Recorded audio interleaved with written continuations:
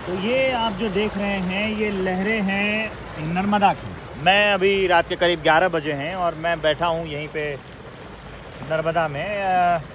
होमेन जी हैं, उन्होंने मुझे अपने कॉलेज के दिन याद दिला दिया। अक्सर मैं बनारस में गंगा में ऐसे ही पैर डाल के बैठता था। तो सबसे पहले तो ये बात कि गंगा में स्नान करने भर से मोक्ष प्राप्त होता है, पाप धुल जाते हैं। और इसके बारे में कहते हैं, मतलब कि नर्मदा के बारे में कहते हैं कि इसके सिर्फ वो दर्शन मात्र से जो है वो पाप धुल जाते हैं। अब देखिए इसकी उत्पत्ति की कहानी जो हम लोग यहाँ पे बैठे थे। सबसे पहले तो कहते हैं कि जब शंकर जी ने विष पी लिया था तो उसके बाद ये हुआ कि जो पार्वती थी वो उनको शांत करने के लिए, क्योंकि उस विष की जलन बहुत थी तो शांत करने के लिए घूम रही थी, तो वो यहाँ आ गए अमरकंटक।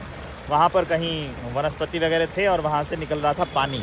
तो शिव ने वहाँ देखा, वहाँ जो मिट्टी थी वो चीज़ें अपने में लेप ली और वहाँ से कहते हैं कि उनके कंठ से जब उनको शीतलता मिली, ठंडक मिली, तो वहाँ से कंठ से जो पसीना निकला या फिर जो पानी निकला हो वहाँ से इनका हुआ निर्माण। तो नर्मदा जी ने फिर पूछा कि उस हिसाब से तो आपसे अगर मेरा हुआ निर्माण तो मैं आपकी पुत्री हुई, तो मुझे क्या काम है बताइए, और मैं आप जहाँ रहेंगे वहाँ मैं रहूँगी।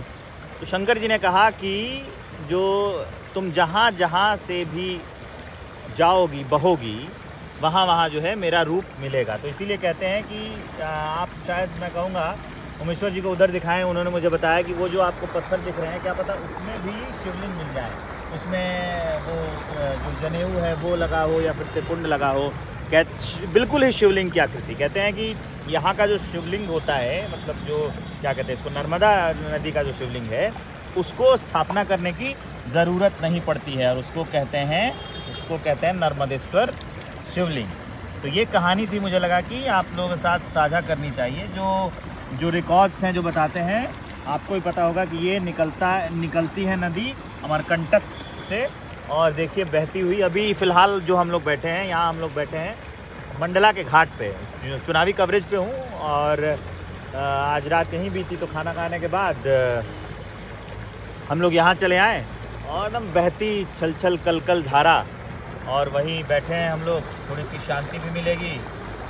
हर किसी के जीवन में थोड़ा सा तो होता ही है ना तनाव, तो उसको दूर करने के लिए भी ये बहुत अच्छा है। अकेले बैठना, शांत बैठना, नर्मदा के किनारों पर इसकी आवाज़ सुनिए, मज़ा आ जाता है। लेकिन ये सारी चीज़ें तो हो गई एक तरफ, लेकिन इंसानों ने क्या किया है ये भी जाना। अभी मेरे बगल से प्लास्टिक बह के गया है ना सर, और फिर अभी यहाँ भी प्लास्टिक है। तो इंसानों ने ये प्रारूप ख़राब करना तो शुरू ही कर दिया है, जैसा कि मैं जहाँ भी जाता हूँ आपको बताता हूँ। लेकिन फिर भी ठीक है, प्रकृति ने जो अपने आप को संवार के रखा है उसका ये प्रमाण है। आवाज़ जो ये छलकती हुई आवाज़ है ये उसका प्रमाण है, जो ये धारा बह रही है निर्मल ये उसका प्रमाण है। तो ऐसे है, मैंने सोचा कि ये कहानी आपको बतानी चाहिए, ये आवाज़ आपको सुनाना चाहिए। लोग इस समय कम है, रात बहुत हो चुकी है, तो इसलिए भी सुकून से मैं आपको शायद कहानी सुना पा रहा हूँ। हॉर्न वॉर्न की आवाज़ नहीं है, घाट इधर है।